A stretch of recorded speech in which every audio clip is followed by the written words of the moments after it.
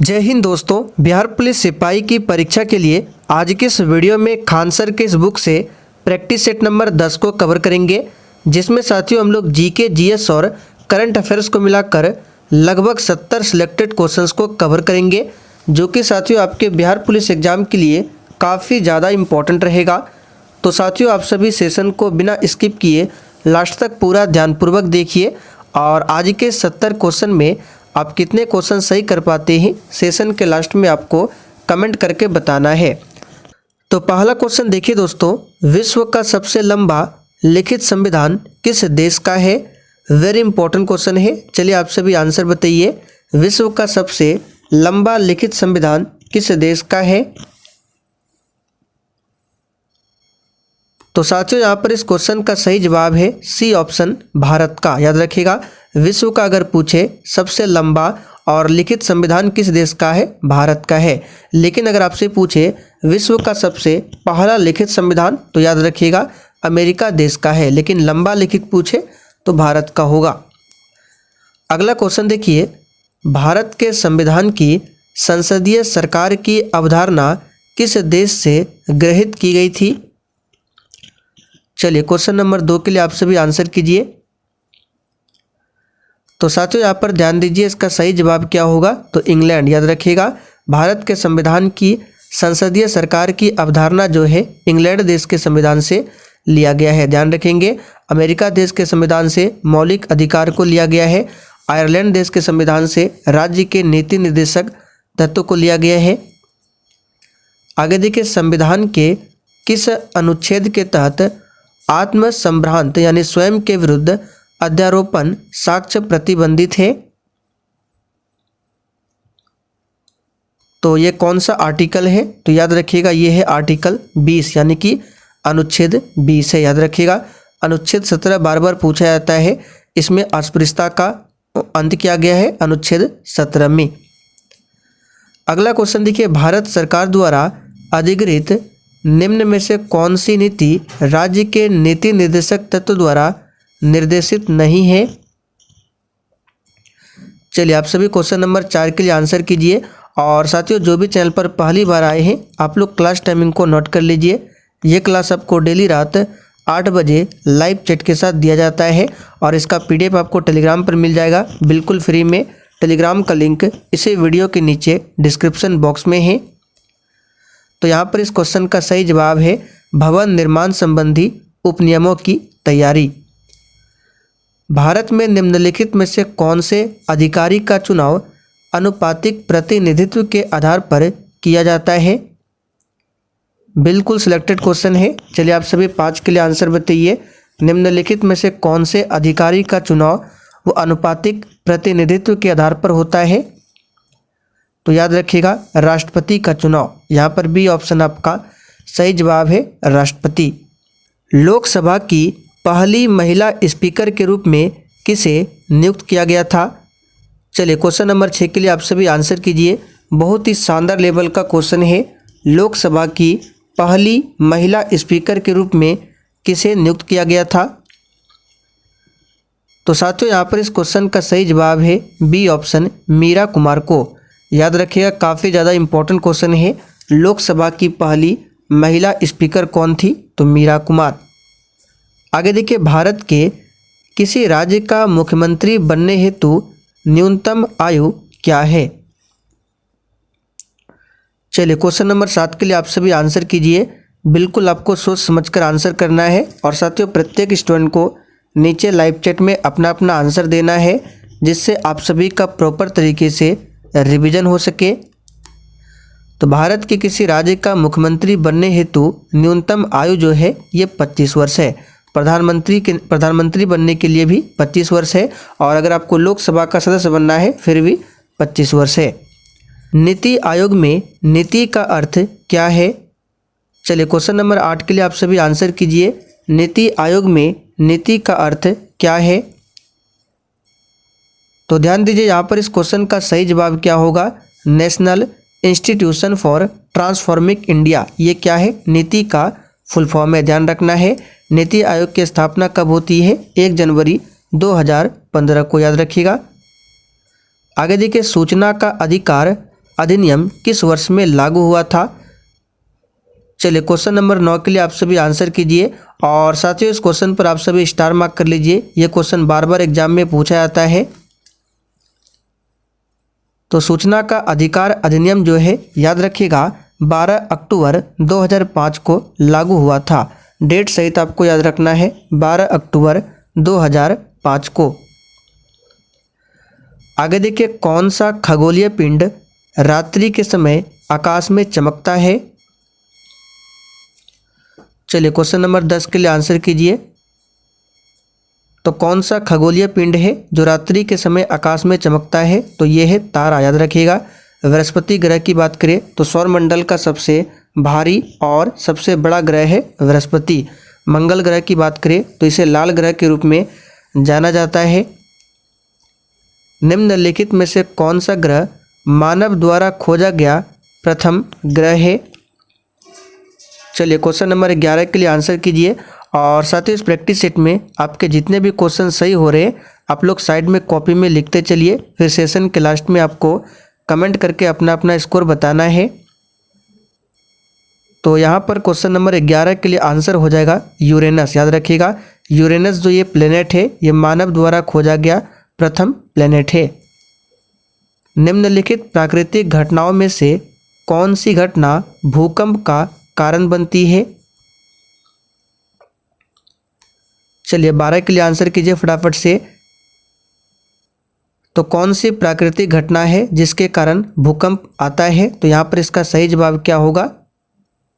तो ज्वालामुखी विस्फोट। यहाँ पर डी ऑप्शन आपका सही जवाब है, ज्वालामुखी विस्फोट। आगे देखिए सुएज नहर जो वाणिज्य के लिए अत्यंत महत्वपूर्ण है निम्नलिखित में से किस देश में बनाई गई थी?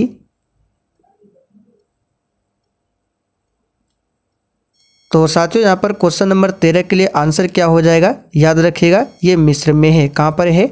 मिस्र में है। और सुएज नहर की बात करें तो ये भूमध्य सागर को लाल सागर से जोड़ती है। अगला क्वेश्चन देखिए खाली स्थान भारत के पूर्व में पड़ोसी देश कौन सा है? सिंपल सा क्वेश्चन है, भारत के पूर्व में पड़ोसी देश कौन सा है? तो याद रखिएगा बांग्लादेश है। यहाँ पर डी ऑप्शन आपका सही जवाब है, बांग्लादेश। आगे देखिए निम्नलिखित में से कौन सा भारत का सबसे बड़ा रेगिस्तान है? सिंपल सा क्वेश्चन है, थार रेगिस्तान भारत का सबसे बड़ा रेगिस्तान है। जबकि सहारा रेगिस्तान की बात करें ये विश्व का सबसे बड़ा रेगिस्तान है। क्षिप्रा नदी खाली स्थान में स्थित है। और देखिए साथियों अगर आपको किसी भी प्रश्न में किसी भी प्रकार का थोड़ा भी डाउट होता है तो आप लोग तुरंत कमेंट करके पूछिए, आपके कमेंट का रिप्लाई 100% दिया जाएगा। तो क्षिप्रा नदी की बात करें ये मध्य प्रदेश में स्थित है और इसी क्षिप्रा नदी के किनारे बसा हुआ है उज्जैन शहर। याद रखिएगा उज्जैन शहर पूछा जाता है। काली मिट्टी के लिए सर्वाधिक उपयुक्त नकदी फसल कौन सी है? यह क्वेश्चन बहुत ही सिंपल क्वेश्चन है, कपास। याद रखिएगा काली मिट्टी में सबसे अधिक कपास की खेती होती है और कपास जो है नकदी फसल का उदाहरण है। याद रखिएगा और काली मिट्टी में कपास की खेती अधिक होती है इसलिए इस मिट्टी को काली कपासी मिट्टी या फिर रेगुर मिट्टी भी बोला जाता है। आगे देखिए भारत में मैग्नीज का सबसे बड़ा उत्पादक राज्य कौन सा है? तो साथियों मैग्नीज का सबसे बड़ा उत्पादक राज्य कौन सा हो जाएगा? तो याद रखिएगा उड़ीसा है।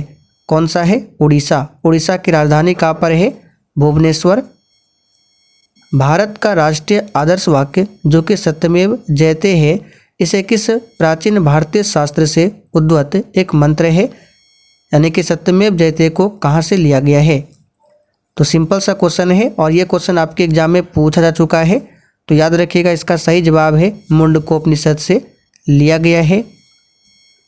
जैन अवस्था खाली स्थान के साथ जुड़ा हुआ है।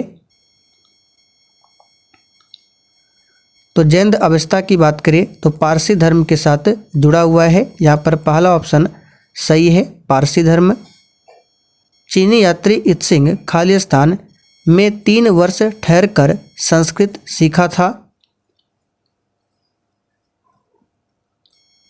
तो क्वेश्चन नंबर 21 के लिए यहाँ पर आंसर क्या हो जाएगा? ताम्र लिप्ति। याद रखिएगा, ताम्र लिप्ति में ठहरकर 3 वर्ष, याद रखिएगा, संस्कृत सीखा था। खजुराहो के भव्य मंदिरों को खाली स्थान शासकों द्वारा बनवाया गया था? तो सबसे पहले आपको पता होना चाहिए खजुराहो का भव्य मंदिर जो है कहाँ पर है? तो मध्य प्रदेश में है और इसे चंदेल शासकों के द्वारा बनवाया गया था। अलाउद्दीन खिलजी के शासनकाल में राज्य द्वारा निम्नलिखित में से किस प्रकार का कर नहीं लगाया गया था? और देखिए साथियों, जिन्होंने अभी तक लाइक नहीं किया है फटाफट से सेशन को लाइक करें। तो यहाँ पर 23 के लिए आंसर क्या हो जाएगा? लघु उद्योगों पर कर। याद रखिएगा, यहाँ पर पहला ऑप्शन आपका सही जवाब है। संत कबीर का जन्म कहाँ पर हुआ था? तो साथियों, संत कबीर का जन्म कहाँ पर हुआ था? सिंपल सा क्वेश्चन है, याद कर लीजिए, वाराणसी में। इस तरह के क्वेश्चन एग्जाम में पूछे जाते हैं। याद रखिएगा, संत कबीर का जन्म कहाँ पर हुआ था? वाराणसी में। निम्न में से कौन फतेहपुर सीकरी में एक ऐतिहासिक स्मारक नहीं है?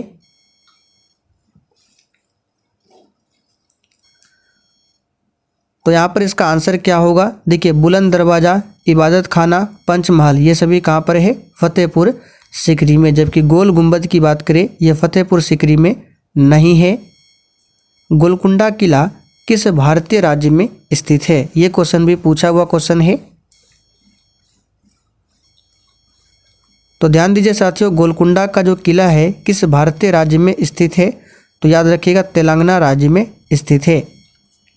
1793 में किस वायसराय के शासन में बंगाल की अस्थायी बंदोबस्ती लागू की गई थी?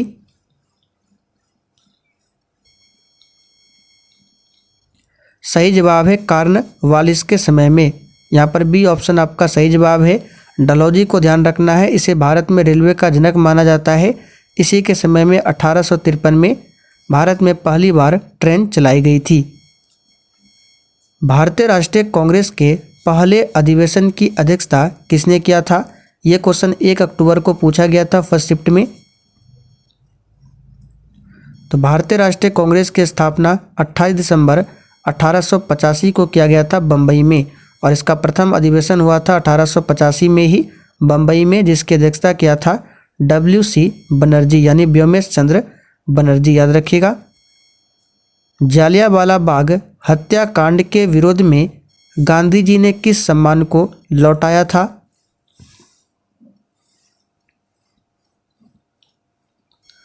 तो यहाँ पर 29 के लिए आंसर क्या हो जाएगा? याद रखिएगा, लौटाया था केसर-ए-हिंद की उपाधि को।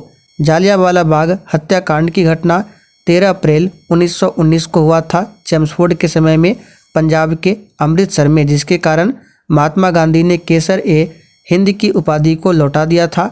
रविंद्रनाथ टैगोर ने नाइटहुड यानी कि सर की उपाधि लौटा दिया था, इसे ध्यान रखें। प्रांतीय चुनाव खाली स्थान साल में ब्रिटिश भारत में आयोजित किए गए थे?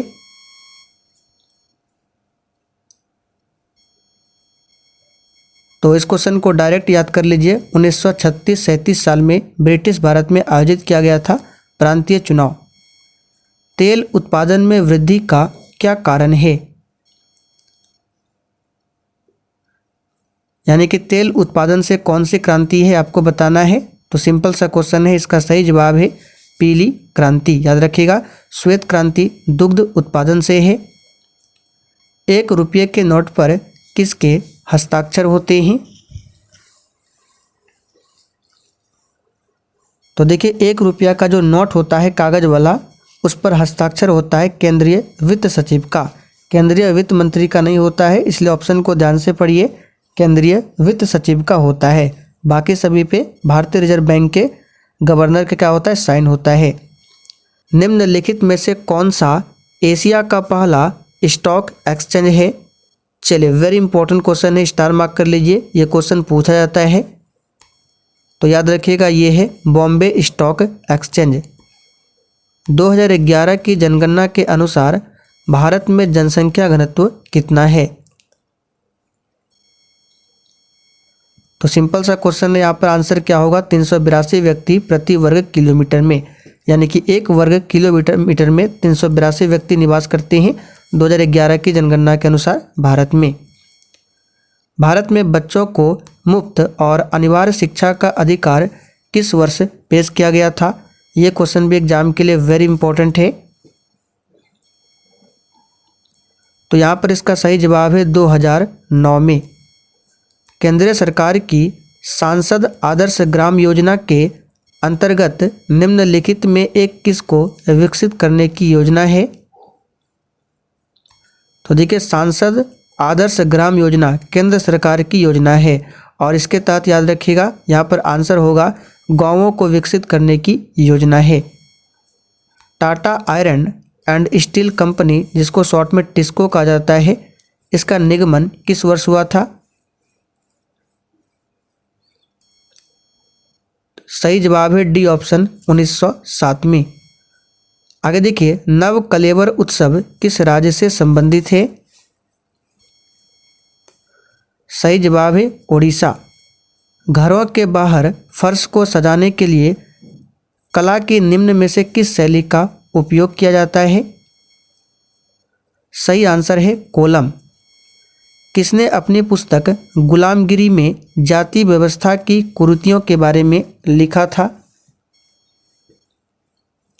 तो गुलामगिरी जो पुस्तक है 1871 में लिखा गया था, जाति व्यवस्था की कुरीतियों के बारे में, और किसके द्वारा लिखा गया था, यानी ये पुस्तक किसकी है? तो याद रखिएगा इसका सही जवाब है ज्योतिराव गोविंदराव फुले। विश्व गोरैया दिवस प्रतिवर्ष 20 मार्च को मनाया जाता है, क्यों? तो 41 के लिए आंसर हो जाएगा गोरैया के संरक्षण हेतु जागरूकता बढ़ाने के लिए। पुलित्जर पुरस्कार विजेता प्रथम भारतीय का नाम क्या है? सिंपल सा क्वेश्चन है, गोविंद बिहारी लाल है, याद रखिएगा। यूएनओ का मुख्यालय कहाँ पर है? देखिए, यूएनओ की स्थापना पूछा जाता है, जो कि 24 अक्टूबर 1945 को हुआ था। तो यहाँ पे मुख्यालय पूछा गया है, इसका सही जवाब है न्यूयॉर्क में है। वाशिंगटन में किसका हेडक्वार्टर है? तो वर्ल्ड बैंक और IMF का है, याद रखिएगा। जिनेवा में WHO WTO का है। इसरो के रॉकेट लॉन्च पैड भारत में कहाँ पर स्थित है? सिंपल सा क्वेश्चन है, श्रीहरिकोटा में है, आंध्र प्रदेश के श्रीहरिकोटा में, और इसका हेडक्वार्टर पूछे इसरो का तो याद रखिएगा कर्नाटक की राजधानी बेंगलुरु में है। इसरो की स्थापना 1969 में किया गया था। वर्तमान में इसके हेड कौन है? एस सोमनाथ है। भारत में एशियाई खेलों का आयोजन कितनी बार हुआ है? महत्वपूर्ण क्वेश्चन है, इसका आंसर याद कर लीजिए। तो यहाँ पर इसका सही जवाब है डी ऑप्शन 2 बार। ट्रांजिस्टर कंप्यूटर का दूसरा नाम क्या है? साथियों, ट्रांजिस्टर कंप्यूटर का दूसरा नाम याद रखिएगा दूसरी पीढ़ी का कंप्यूटर। निम्न में से कौन सा सी लैंग्वेज में लिखा हुआ पहला ऑपरेटिंग सिस्टम था? तो यहाँ पर इसका सही जवाब है यूनिक्स। क्या था? यूनिक्स। यहाँ पर डी ऑप्शन सही है। निम्नलिखित में से कौन सा एक ऑपरेटिंग सिस्टम नहीं है? चलिए, आपके एग्जाम में कंप्यूटर से भी संबंधित एक क्वेश्चन पूछा जाता है, तो कौन सा एक ऑपरेटिंग सिस्टम नहीं है? तो याद रखिएगा गूगल क्रोम। बाकी Linux, Microsoft Windows, MS DOS ये सभी क्या है? ऑपरेटिंग सिस्टम है। निम्नलिखित में से कौन एक ब्राउज़र नहीं है? देखिए, क्रोम तो होगा नहीं, क्योंकि आप लोग डेली यूज करते हैं गूगल क्रोम का। ये क्या है? तो ब्राउज़र है। तो यहाँ पे नहीं पूछा गया है, तो गूगल मेल हो जाएगा। बाकी इंटरनेट एक्सप्लोरर, फायरफॉक्स ये सभी क्या है? ब्राउज़र है। विद्युत आवेश का SI मात्रक क्या है? सिंपल सा क्वेश्चन है, कूलम होता है विद्युत आवेश का, वोल्ट मीटर का वोल्ट होता है, प्रतिरोध का ओम होता है, शक्ति का वाट होता है। आगे देखिए, निम्नलिखित में से किस वैज्ञानिक यंत्र का उपयोग वायुमंडलीय दाब को मापने के लिए किया जाता है? तो बैरोमीटर का इस्तेमाल होता है। याद रखिएगा वायुमंडलीय दाब को मापने में। गतिज ऊर्जा किस पर निर्भर करती है? गतिज ऊर्जा यानी काइनेटिक एनर्जी फॉर्मूला होता है हाफ mv²। तो गतिज ऊर्जा जो है द्रव्यमान और वेलोसिटी यानी द्रव्यमान और वेग दोनों पर निर्भर करता है। तो यहाँ पर आंसर क्या होगा? तो इसका सही जवाब है गतिशील पिंड के वेग तथा द्रव्यमान दोनों पर। दो निकायों के मध्य ऊष्मा के प्रवाह की दिशा निम्नलिखित में से किस पर निर्भर करती है? सही आंसर है उनके ताप पर। किस घटना के कारण स्वच्छ आकाश का रंग नीला होता है?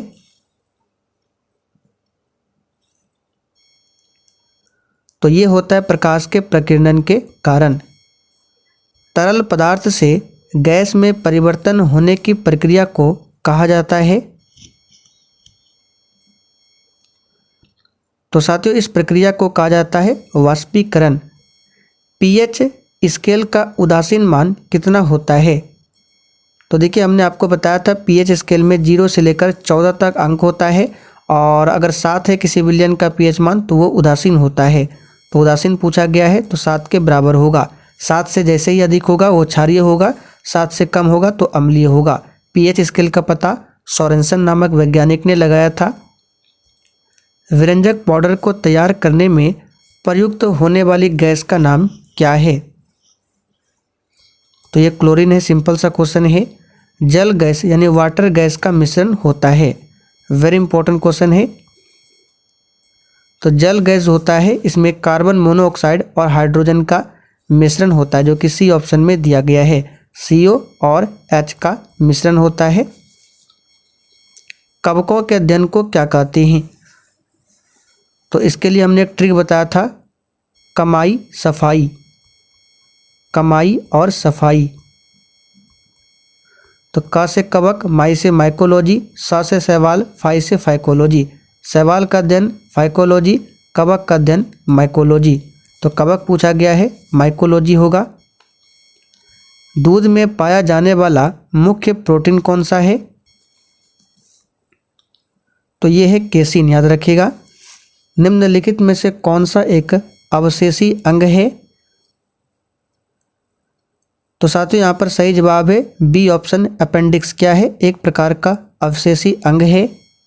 हाइड्रोक्लोरिक अम्ल यानी कि HCl हमारे पाचन तंत्र के किस भाग से स्रावित होता है? सिंपल सा क्वेश्चन है। कहाँ पर होता है? पेट या फिर अमाशय में। रेणुका आर्द्रभूमि नामक रामसर आर्द्रभूमि स्थान निम्नलिखित में से किस राज्य में स्थित है? ये क्वेश्चन एग्जाम के लिए वेरी इंपॉर्टेंट रहेगा। तो रेणुका आर्द्रभूमि नामक जो रामसर आर्द्रभूमि स्थान है ये कहाँ पर है? तो हिमाचल प्रदेश में। याद रखिएगा हिमाचल प्रदेश में है। मार्च 2023 में नेपाल के नए राष्ट्रपति के रूप में किसे निर्वाचित किया गया है? अब यहाँ से हम लोग करंट अफेयर्स के क्वेश्चन को कवर करेंगे। तो यहाँ पर इसका सही जवाब है रामचंद्र पौडेल को। जनवरी 2023 में चीफ मिनिस्टर्स डायरी नंबर 1 पुस्तक का विमोचन किसने किया? तो ये क्या है? रंजन गोगोई ने। फरवरी 2023 में नीति आयोग के नए CEO के रूप में किसे नियुक्त किया गया है? तो साथियों यहाँ पर 66 का आंसर याद कर लिए BVR सुब्रमण्यम। याद रखिएगा BVR सुब्रमण्यम को। और CEO ये हो गया। तो अगर उपाध्यक्ष पूछे नीति आयोग का तो सुमन बेरी है और अध्यक्ष प्रधानमंत्री। इजराइल के प्रधानमंत्री बेंजामिन नेतन्याहू के बारे में विचार करें। यहाँ पर आपको बताना है इन दोनों ऑप्शन में से कौन सा कथन सही है। तो देखिए बेंजामिन नेतन्याहू इजराइल के तीसरी बार प्रधानमंत्री बने हैं जो कि बिल्कुल सही है। उन्हें 2021 में रिश्वत और धोखाधड़ी के आरोप में सत्ता से हटा दिया गया था। ये भी सही है। तो आंसर यहाँ पे हो जाएगा बी ऑप्शन दोनों सही है। चलिए यहाँ पर भी विचार करना है कथनों पर। तो बताना है कौन सा कथन सही है। तो अक्टूबर 2022 में रूस भारत का शीर्ष तेल आपूर्तिकर्ता देश बन गया। ये भी सही है। रूस ने पारस्परिक विक्रेताओं सऊदी अरब और इराक को पछाड़कर भारत का शीर्ष तेल आपूर्तिकर्ता बना। ये भी सही है, तो आंसर सी होगा। यहाँ पर मिलान करना है, तो देखिए एक तरफ यहाँ पे मुख्य न्यायाधीश क्रम दिया गया है और व्यक्ति का नाम है। तो जैसे कि DY चंद्रचूड़ की बात करें तो वर्तमान में मुख्य न्यायाधीश है और 50वें नंबर के है, तो यहाँ पर इसका ये हो जाएगा NV रमन्ना 48वें नंबर के, रंजन गोगोई 46 और ऐसे बोबड़े 47। यहाँ पर सभी क्रम से दिया गया है, तो आंसर हो जाएगा यहाँ पर ए ऑप्शन 1 2 3 4। यहाँ पर भी मिलान करना है। तो G20 2022 में इसका हुआ था इंडोनेशिया, ये सही है। 2021 वाला इटली, 20 वाला सऊदी अरब, 19 वाला जापान, ये सभी सही है। तो यहाँ पर पहला ऑप्शन सही है। तो चलिए साथियों, आज के लिए इतना ही। अब आप लोग कमेंट करके बताइए आपने आज के 70 क्वेश्चन में कितने क्वेश्चन सही किए।